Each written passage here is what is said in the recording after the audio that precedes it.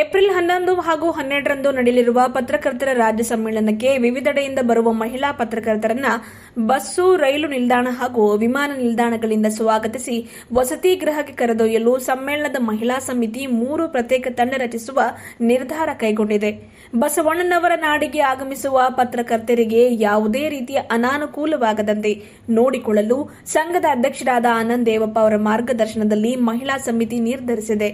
ಈ ಹಿಂದೆ ಮಹಿಳಾ ಪತ್ರಕರ್ತೆಯರ ಸಂಖ್ಯೆ ಮಾಧ್ಯಮ ಲೋಕದಲ್ಲಿ ಪತ್ರಿಕಾ ರಂಗದಲ್ಲಿ ಕಡಿಮೆ ಇತ್ತು.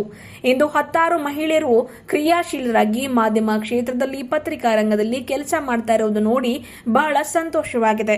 ಪತ್ರಕರ್ತರ ಸಂಘದ ಸದಸ್ಯರಲ್ಲದ ಕ್ರಿಯಾಶೀಲ ಮಹಿಳಾ ಪತ್ರಕರ್ತೆಯರು ಕೂಡ ನಮ್ಮ ಸಮ್ಮೇಳನಕ್ಕೆ ಕೈಜೋಡಿಸಿರುವುದು ಸಂತಸದ ವಿಚಾರ ಎಂದು ಆನಂದ್ ದೇವಪ್ಪ ಅವರು ಮಾತನಾಡಿ ತಿಳಿಸಿದರು. ದಿನಾಂಕ 9ರಂದು ನಡೆಯಲಿರುವ ಬೈಕ್ ರ್ಯಾಲಿಯಲ್ಲಿ ಕೂಡ ನಗರದ ಮಹಿಳಾ ಪತ್ರಕರ್ತೆಯರು ಉತ್ಸಾಹದಿಂದ ಪಾಲ್ಗೊಳ್ಳಲಿದ್ದಾರೆ ಎಂದು ಅಪ್ಪಾರಾವ್ ಸೌದಿಯವರು ಕೂಡ ಮಾತನಾಡಿ ತಿಳಿಸಿದರು. ಬೇದರ್ ನಗರದ ಪತ್ರಿಕಾ ಭವನದಲ್ಲಿ ನಡೆದ ಮಹಿಳಾ ಸಮಿತಿಯ ಈ ಸಭೆಯಲ್ಲಿ ಹಿರಿಯರಾಗಿರುವ ಶಿವಕುಮಾರ ಸ್ವಾಮಿಯವರು, ಗಂಧರ್ವ ಸೇನಾ ಅವರು, ಸಮಿತಿಯ ಪೂಜಾ ಪಿಟ್ಲೆ, ಕೀರ್ತಿ ಸೇನಾ, ಸುಧಾರಾಣಿ ಜಯಕುಮಾರ್, ಅಶ್ವಿನಿ ರೆಡ್ಡಿ, ಸುಷ್ಮಿತಾ ಮೋರೆ, ಪ್ರಿಯಾಂಕಾ ಶ್ರೀಗುರು, ಸೋನಿಕಾ, ವಿಜೇತಾ, ಮಹಾದೇವಿ ಸೇರಿದಂತೆ ಇನ್ನಿತರರು ಇದ್ದರು.